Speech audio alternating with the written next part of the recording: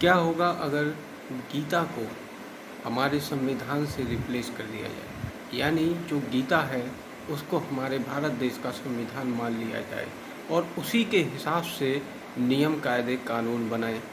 और जो न्याय व्यवस्था उसमें है वो उसी के हिसाब से चले, तो मैं बताता हूँ आपको कि क्या फ़र्क पड़ेगा। यदि कोई व्यक्ति किसी महिला के साथ दुराचार, यौन शोषण, रेप, बलात्कार करता है तो उसको दंड दुशासन की तरह दिया जाएगा, क्योंकि गीता में भगवान श्री कृष्ण के सामने भीम ने जब ये प्रतिज्ञा की कि द्रौपदी की साड़ी खींचने वाले की छाती फाड़ कर वो लहू पिएंगे, तो श्री कृष्ण ने उनकी इस प्रतिज्ञा पर पूरी करने पर ना तो उन्हें रोका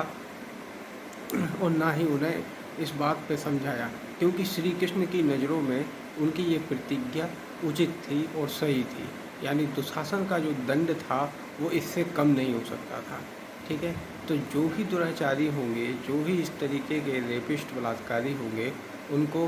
दंड दिया जाता। और जो भी लोग उम्र का फ़ायदा उठाकर या अपनी शिक्षा की दम पर, जैसे कि अभी अभी एक केस हुआ, आईआईटी के एक छात्र ने अपनी साथ में पढ़ने वाली लड़की का बलात्कार किया और कोर्ट में जज ने ये कहा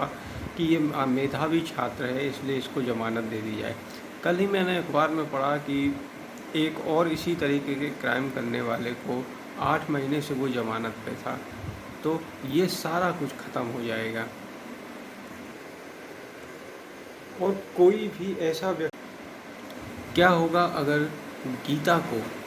हमारे संविधान से रिप्लेस कर दिया जाए, यानी जो गीता है उसको हमारे भारत देश का संविधान मान लिया जाए और उसी के हिसाब से नियम कायदे कानून बनाए और जो न्याय व्यवस्था उसमें है वो उसी के हिसाब से चले, तो मैं बताता हूँ आपको कि क्या फ़र्क पड़ेगा। यदि कोई व्यक्ति किसी महिला के साथ दुराचार, यौन शोषण, रेप, बलात्कार करता है तो उसको दंड दुशासन की तरह दिया जाएगा, क्योंकि गीता में भगवान श्री कृष्ण के सामने भीम ने जब ये प्रतिज्ञा की कि द्रौपदी की साड़ी खींचने वाले की छाती फाड़ कर वो लहू पिएंगे, तो श्री कृष्ण ने उनकी इस प्रतिज्ञा पर पूरी करने पर ना तो उन्हें रोका